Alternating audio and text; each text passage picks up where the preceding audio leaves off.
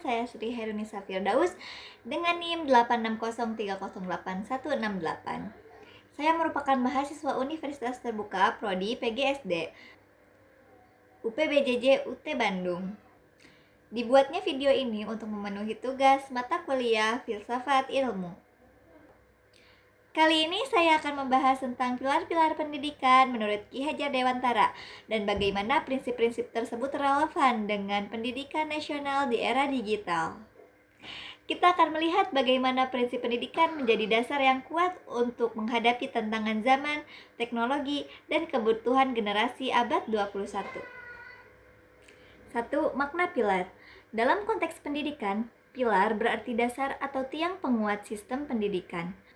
Pilar ini memastikan pendidikan dapat berjalan kokoh, menahan tantangan zaman, dan mencetak peserta didik yang kompeten, kreatif, dan berkarakter. Tanpa pilar yang kuat, sistem pendidikan bisa mudah goyah dan tujuan pembentukan karakter, ilmu, dan keterampilan generasi muda sulit tercapai. Ki Hajar Dewantara memperkenalkan 3 prinsip dasar pendidikan yang masih relevan hingga sekarang. 1. Ingarso sung tulodo. Guru harus menjadi teladan bagi peserta didik. 2. Ingmadya mangun karso. Guru berada di tengah, membimbing dan mendorong semangat belajar anak. 3. Tuturi handayani.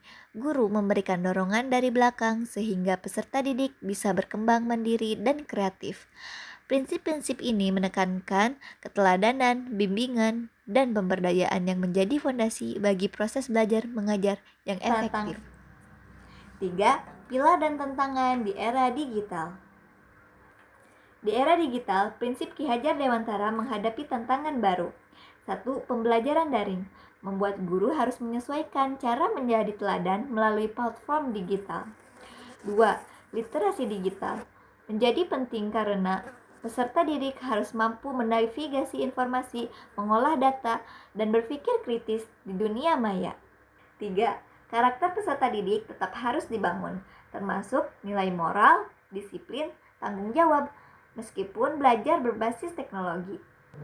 Contoh aktual, penggunaan platform pembelajaran online, coding untuk anak, dan integrasi literasi digital dalam kurikulum.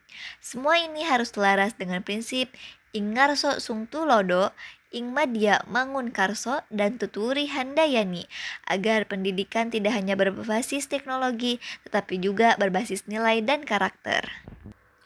Pilar pendidikan ini membantu menjawab persoalan pendidikan nasional saat ini, seperti ketimpangan akses pendidikan, kualitas guru, pengembangan karakter peserta didik. Dengan guru yang menjadi teladan, bimbingan yang tepat, dan pemberdayaan peserta didik, pendidikan nasional dapat mencetak generasi yang adaptif, berdaya saing global, dan tetap memegang nilai-nilai kemanusiaan.